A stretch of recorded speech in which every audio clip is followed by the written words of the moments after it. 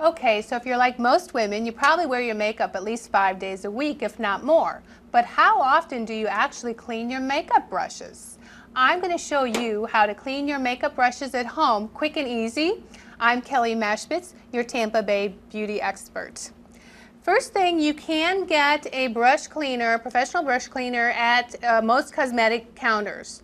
But if you want to do it at home inexpensively, you can also use shampoo. Because brushes are made out of natural hair, you want to treat them gently just like you would your own hair.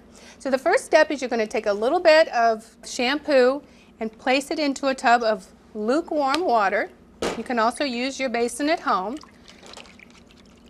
And you're going to take your brushes and you're just gently swish them in the water.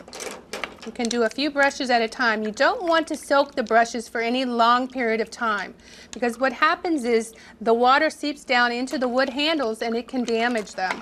So you're just going to swish them all until you see that their bristles are a little bit clean. And then what you want to do is then rinse them in clean water. Again, you're not going to soak them. You're just swishing them around, rinsing them. And here's the key. Many women think they should stand their brushes up into a glass to let them dry. That's the wrong way to do it. You want to squeeze out any excess water, reshape your brush, and then lie it flat on a paper towel to dry.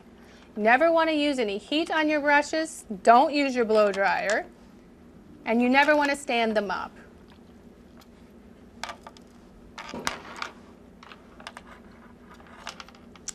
And there you go. That's how you clean your brushes at home. I'm Kelly Mashpitz, your Tampa Bay beauty expert.